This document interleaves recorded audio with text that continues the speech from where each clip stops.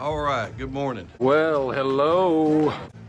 So I'm not going to get into the whole politics of putting handlebars on this morning. If you've seen one video, you've seen them all. But this is a set of 12-inch KSTs with the Arlen Ness gold grips. We wired everything inside the bars as any other shop would do. So once this is all buttoned up and tested, we will then move on to the engine work, which I'll document as best I can. So hang in there.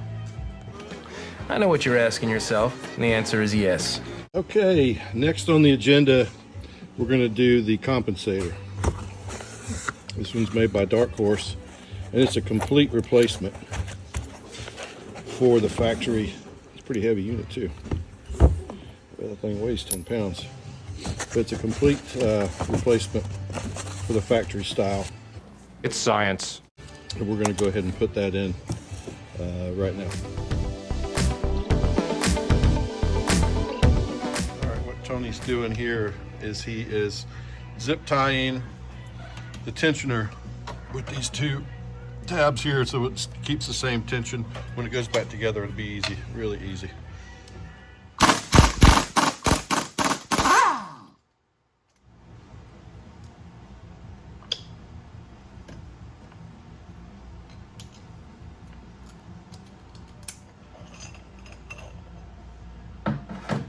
All right, so when this one goes in, you kind of got to pull the clutch basket out a little bit because this is sort of precision fit. You got to have a little bit of slack. There you go. So then we can go back in with this nut. You just got to bring this out a little bit so that this will have room to go on because it's a sharp fit.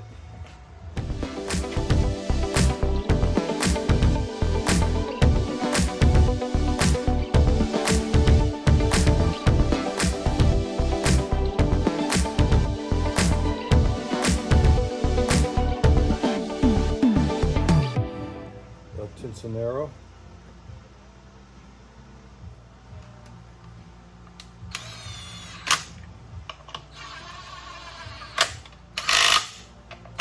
All right, I'll give you a view of the Dark Horse compensator installed. Really a straightforward install. Not a lot to be too concerned with. We did use red Loctite on the front bolt and the inner nut inside here. No need to readjust the cable, clutch cable, because we didn't change the adjuster. So we're just going to put the primary cover back on, put a quart of oil in it, and we'll move on to the next step. And we're going to add the fluid. Takes a quart, everybody knows that.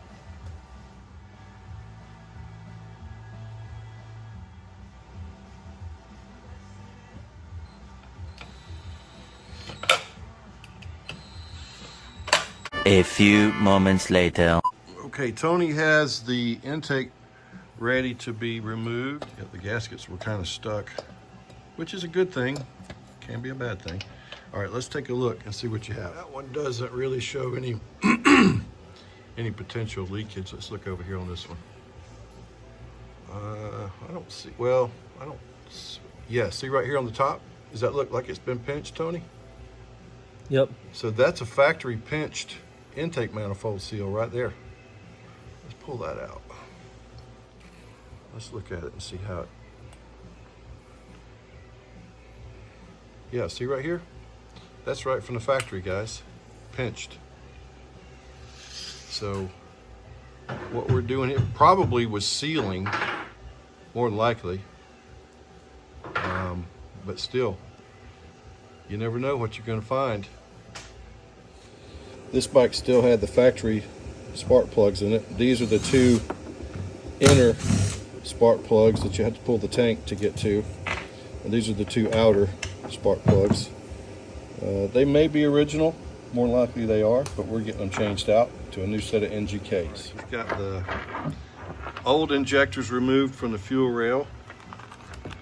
And here's the brand new ones. These are 5.5s. They call them 5.5s. They're really, looks like 5.4. Yeah, 220, 221, whatever it takes. but that's neither here nor there. Always spray a little lubricant on the O-rings so they slip and slide into where they're supposed to go.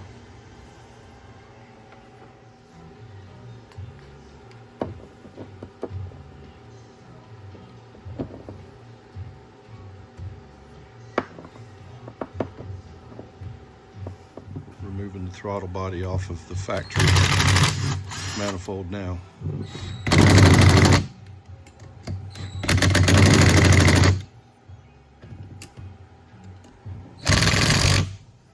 Always lubricate your new intake manifold seals so they'll move around. Again, I don't know if it leaked or not. There's no way to know. It probably didn't, but still, we see this a lot. Right, he's spinning the screws in now for the manifold flanges, and we'll work those down slowly, side to side. Make sure everything seats correctly. Okay, so the S&S intake manifold is now on. Everything is plugged back together. So what we'll be doing next is we'll be pulling the push rods, the headers, the cam cover to go ahead and go with the cam install. 2,000 years later. Okay, we've got the headers removed. We've got the cam cover removed, the floorboard out of the way. So next step is we'll put the rear cylinder top dead center and remove these two push rods. Then we'll rotate the engine to front top dead center, remove those two push rods, then we can remove the cam chest.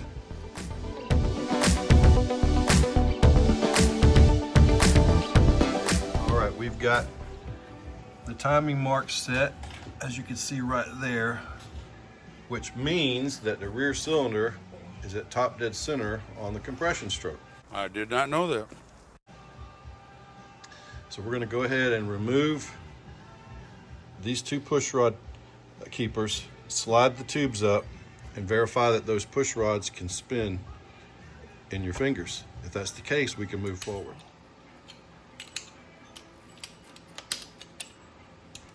Okay, we're going to cut that out of the way.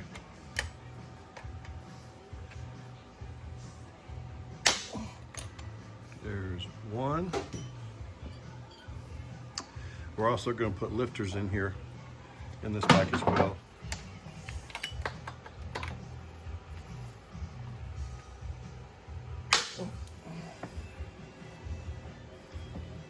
That's probably good right there.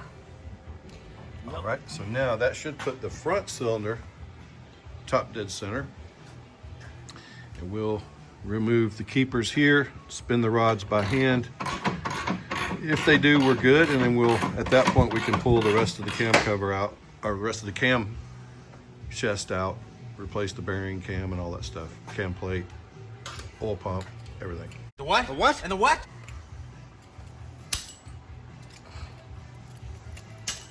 All right, he's gonna cut these out now. Boom.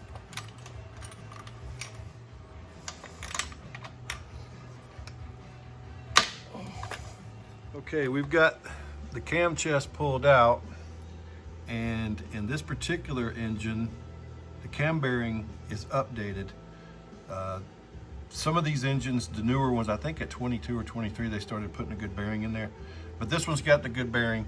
So we'll go from there to the tappet covers to put the lifters and the lifter cuffs in, and then we'll move on to the cam plate and pump and new cam. All right. We're going back together with everything. The new lifters will go in. This is a new lifter cuff on both sides, new gasket, and we're moving forward with the cam and cam plate. All right, so the new lifters are going in now.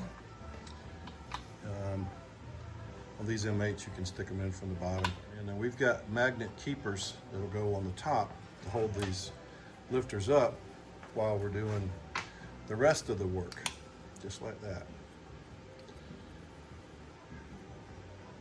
Great little invention. There you go. So that keeps the lifters out of the way.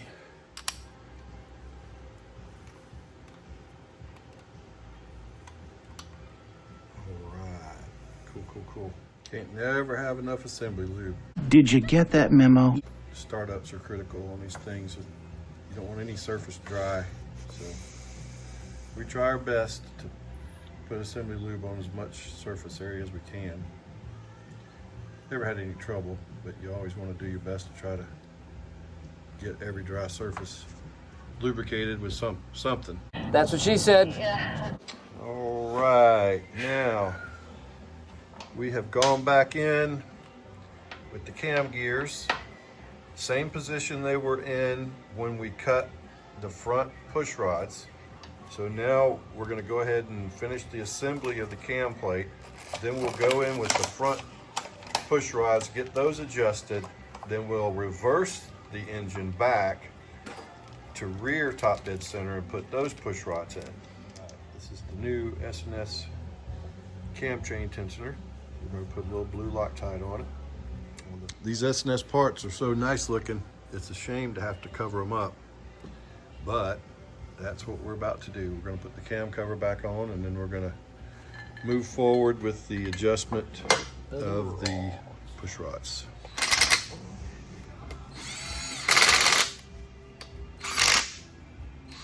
Okay, we're getting ready to finalize the front two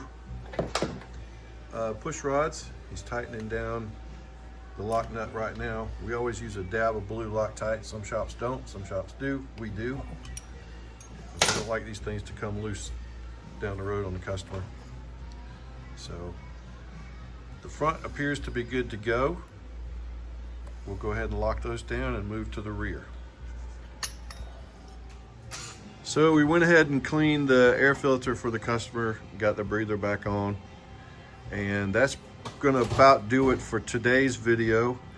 I will post the final video, which will include the ThunderMax, the header install, tuning the ThunderMax, test riding the bike, and finalizing everything, test riding and all that stuff, to make sure that everything is the way it should be before our customer comes and picks up his new hot rod. All right, thanks for watching. As usual, if you like my stuff, please like and subscribe. I'm Steve Carr. This is Tony. You guys know Tony. He's the hands behind the tools. Thanks for watching. What? Were you saying something?